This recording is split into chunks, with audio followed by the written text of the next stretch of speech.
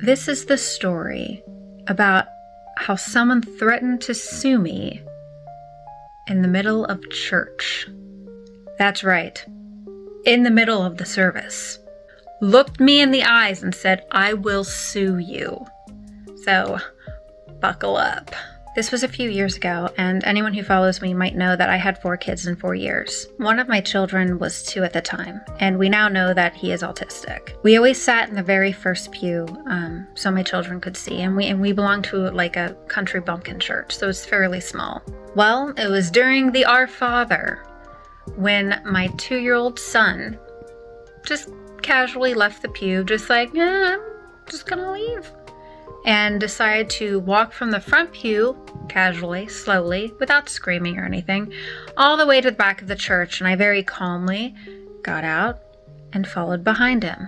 And usually people are fairly supportive whenever they see young families at church, especially since a lot of church attendance is down, so they're like, oh God, we gotta keep the church, we gotta keep the parish going with young blood. So when a woman stopped me when I reached the back of the church and gently redirected my son, I figured she was going to give me some words of support. So she stopped me and I looked at her and I was smiling like, yes, expecting words of support. Something like, oh, I remember those days, or oh, you're doing a good job. The cliche things. No.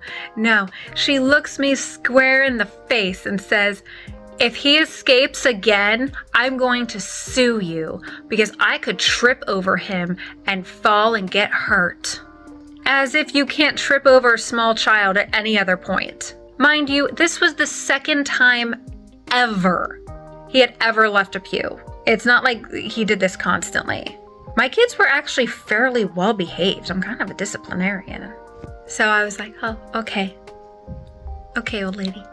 And I walked calmly back to the front of the church. Now, anyone who does not know, we refer to my husband as the Viking for a reason. He is a giant, scary looking man. And I looked at him and I said, Sandra just threatened to sue us. And he's like, what? And I said, Sandra. Her name, of course I'm not going to edit her name. Her name's Sandra. I said, Sandra just threatened to sue us. So then I give him a little bit more details and everything.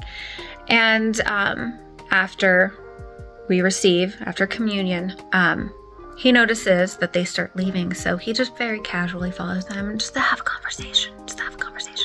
And my husband is a really nice guy, like super nice guy. Give you the shirt off his back kind of guy. Very sweet, gives people the benefit of the doubt. So it takes a lot for him to get mad. And when he gets mad, people get real scared, okay? Because he's really scary when he's mad. So he follows these old people out as a couple, and he says to them, hey, my wife just told me you threatened to sue us over my toddler leaving the pew?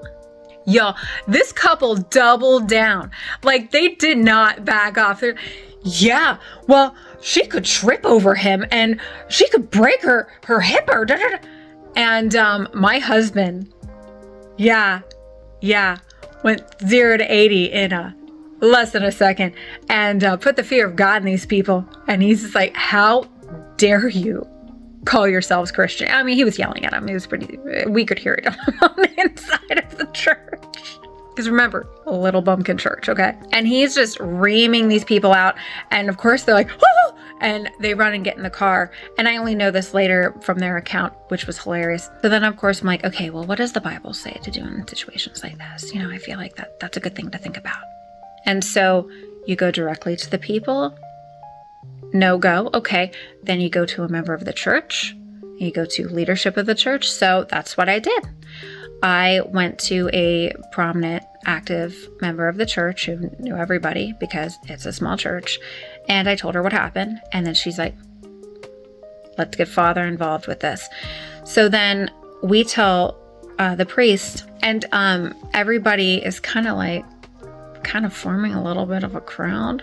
kind of overhearing what's going on, because there were witnesses. So a couple people did pull me aside. They were like, we heard that. We saw her be so nasty to you. Just so you know, put that in your back pocket. You got us. The priest, really stepped up and was like, I will handle this. This is unacceptable. We need young families in this dying church. And then my husband goes out of town the following weekend, and I get a phone call from the priest. And he says, oh, I'm here with Sandra and her husband. I don't know, this is some foreign name I can't pronounce. And they are assuring me that this is just a big misunderstanding. They're saying they never said anything like that they would sue you. No, it's just a misunderstanding. And then he goes on to say, they just had confession with me. They just feel so terrible about the whole thing. And they just wanted me to let you know that there was just some miscommunication. So then I, of course, took hold of this opportunity. I said to him, oh, Father, well, if they've already had confession, go ahead and tell them to do it again for lying to a priest. Oh, I was on speakerphone, by the way, so they could hear me. He let me know that I was on speakerphone. Yeah, I don't hold back. I will wreck you. So I said, my husband confronted them and they doubled down, threatening to sue us a second time. Oh, yes, and I have witnesses who heard her say this, and witnesses to my husband reaming them out, and they doubled down. So go ahead and hear their confessions again. He says, well, why don't I just bring them over to my house, and we'll just sit down and work it out. To which I said, and let those old people fall on my stairs and actually legitimately sue me?